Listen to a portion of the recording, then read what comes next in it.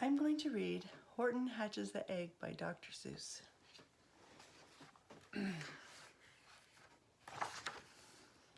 Sighed Maisie, a lazy bird hatching an egg. I'm tired and I'm bored and I've kinks in my leg from just sitting here day after day. It's work. How I hate it. I'd much rather play. I'd take a vacation, fly off for a rest, if I could find someone to stay in my nest. If I could find someone, I'd fly away free.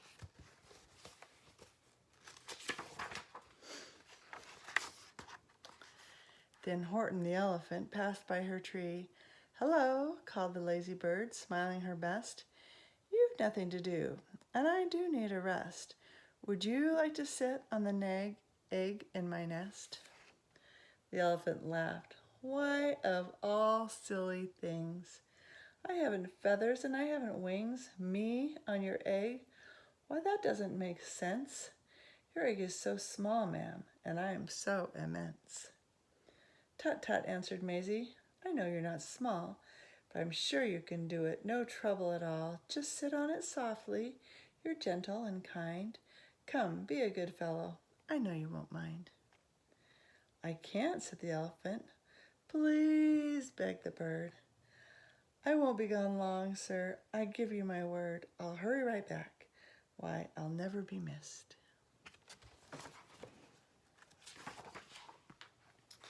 Very well, said the elephant, since you insist.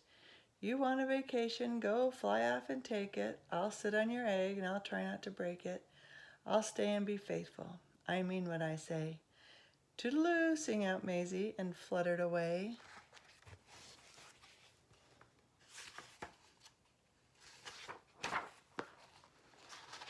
The first thing to do, murmured Horton. Let's see. The first thing to do is to prop up this tree and make it much stronger. That has to be done.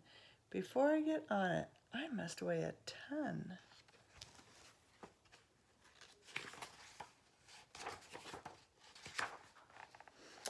Then carefully, tenderly, gently he crept up the trunk to the nest where the little egg slept.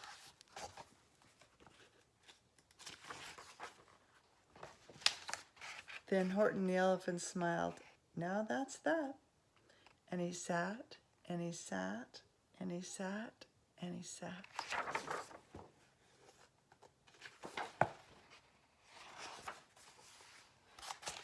And he sat all that day, and he kept the egg warm, and he sat all that night through a terrible storm. It poured and it lightened, it thundered, it rumbled. This isn't much fun, the poor elephant grumbled. I wish she'd come back, 'cause I'm cold and I'm wet. I hope that Maisie bird doesn't forget.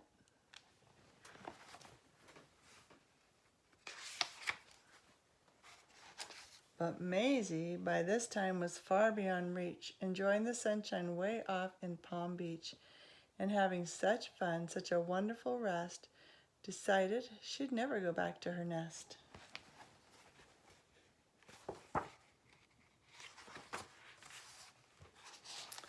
So Horton kept sitting there day after day, and soon it was autumn. The leaves blew away.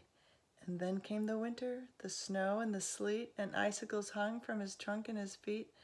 But Horton kept sitting and said with a sneeze, I'll stay on this egg and I won't let it freeze. I meant what I said and I said what I meant. An elephant's faithful 100%.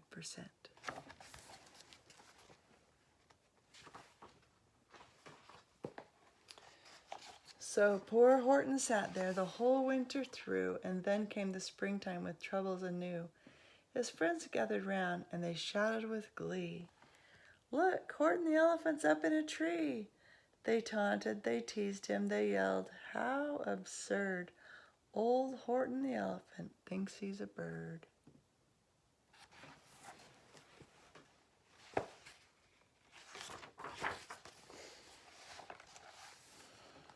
They laughed and they laughed, then they all ran away, and Horton was lonely, he wanted to play.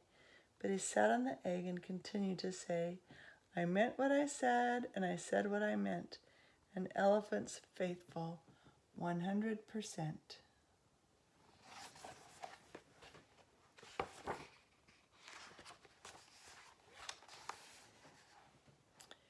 No matter what happens, this egg must be tended. But poor Horton's troubles were far, far from ended. For while Horton sat there, so faithful, so kind, 3 hunters came sneaking up softly behind.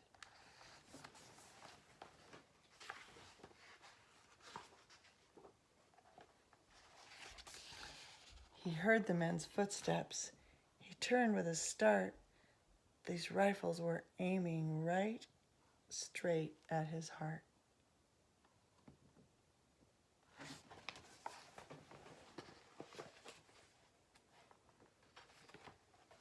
Did he run? He did not. Horton stayed on that nest. He held his head high, and he threw out his chest, and he looked at the hunters as much as to say, "Shoot if you must, but I won't run away. I meant what I said, and I said what I meant. An elephant's faithful 100%.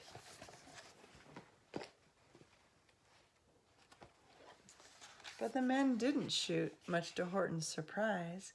They dropped their 3 guns and they stared with wide eyes. "Look," they all shouted, "can such a thing be? An elephant sitting on top of a tree? It's strange, it's amazing, it's wonderful, new. Don't shoot him, we'll catch him. That's just what we'll do. Let's take him alive. Why, he's terribly funny. We'll sell him back home to a circus for money."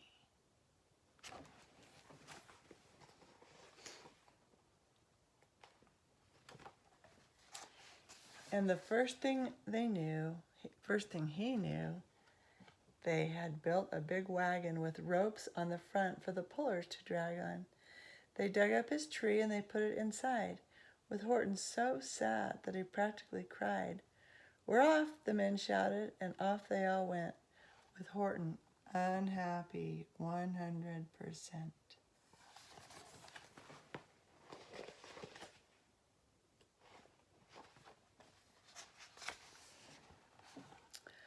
Up out of the jungle, up into the sky, up over the mountains 10,000 feet high, then down, down the mountains and down to the sea, went the cart with the elephant, egg, nest, and tree.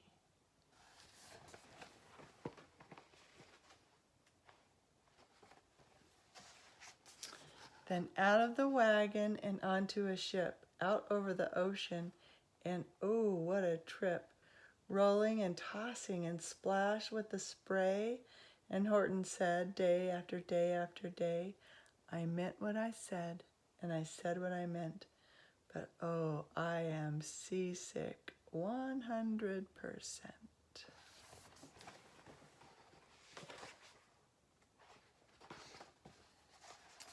After bobbing around for 2 weeks like a cork, they landed at last in the town of New York. "All ashore," the men shouted, and down with a lurch went Horton the elephant, still on his perch, tied onto a board that could just scarcely hold him. Bump! Horton landed, and then the men sold him.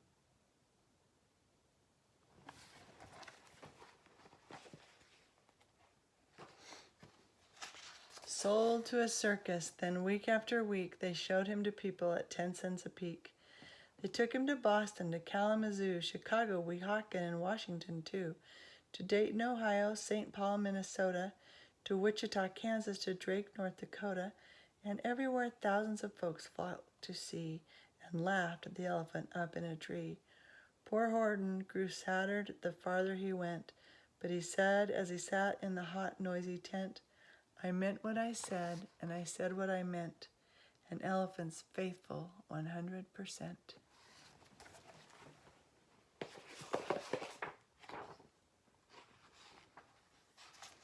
Then, one day, the circus show happened to reach a town way down south, not so far from Palm Beach, and dawdling along way up high in the sky, who, of all people, should chance to fly by, but that old good-for-nothing bird Runaway Maisie, still on vacation and still just as lazy.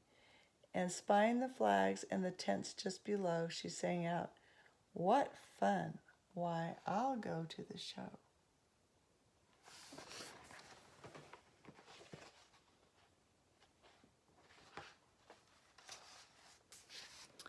And she swooped from the clouds through an open tent door. Good gracious, gasped Maisie. I've seen you before. Poor Horton looked up with his face white as chalk. He started to speak, but before he could talk,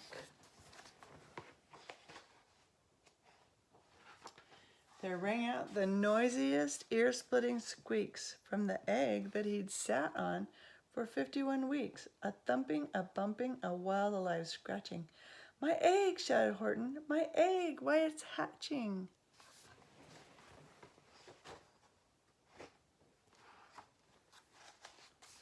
But it's mine, screamed the bird when she heard the egg crack. The work was all done, now she wanted it back. It's my egg, she sputtered. You stole it from me. Get off of my nest and get out of my tree. Poor Horton backed down with a sad, heavy heart.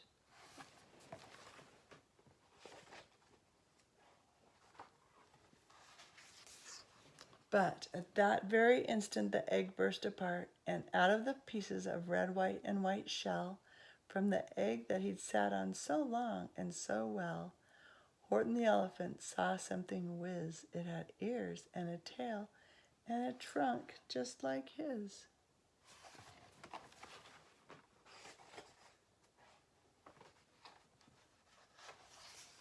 And the people came shouting, "What's this all about?" They looked and they stared with their eyes popping out. Then they all cheered and they cheered and they cheered more and more. They'd never seen anything like it before. My goodness, my gracious, they shouted. My word, it's something brand new. It's an elephant bird. And it should be, it should be, it should be like that. Because Horton was faithful. He sat and he sat. He meant what he said, and he said what he meant.